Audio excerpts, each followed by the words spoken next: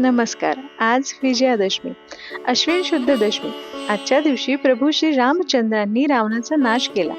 दश म्हणजे 10. या संख्येला धरूनच राम आणि रावणाचा उल्लेख आला आहे. तो असा की दशरथी किंवा दाशरथी राम तर दशमुखी रावण. राम म्हणजे अतिशय आनंद देणारा आत्माराम. तो दाशरथी दशरथी कसा काय ते ऐकूया. कठोपनिषद मध्ये याचा उल्लेख आला आहे. आत्मानं रथिनं विद्धि शरीरं रथमेव तू बुद्धिम तु सारथी विद्धि मनः प्रग्रहमेव च.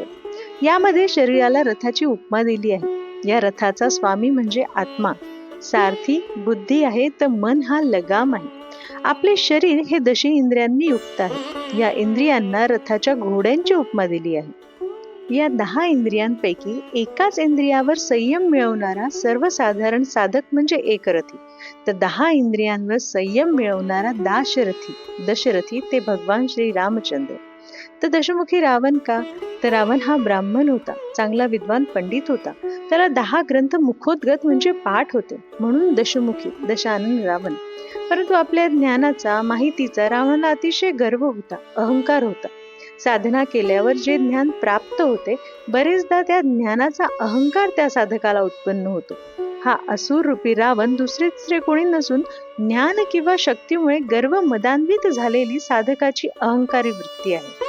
सावध वृत्तीचा साधक म्हणजे राम. याला आपल्या असल्या नीच प्रवृत्तीचे दमन करायचे असते. स्वतःतील असुरी वृत्तीवर विजय मिळवायचा असतो आणि आपल्या असुरी वृत्तीवर विजय मिळवणे म्हणजेच विजयादशमीचा सण.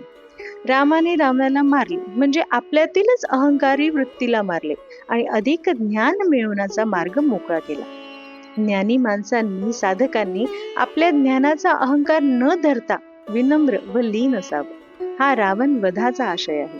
तर आपण देखील आपल्या वाईट सवयींवर वाईट व्यसनांवर विजय मिळवूया आणि विजयादशमीचा सण साजरा करूया. विजयादशमीच्या शुभेच्छा. जय श्रीराम.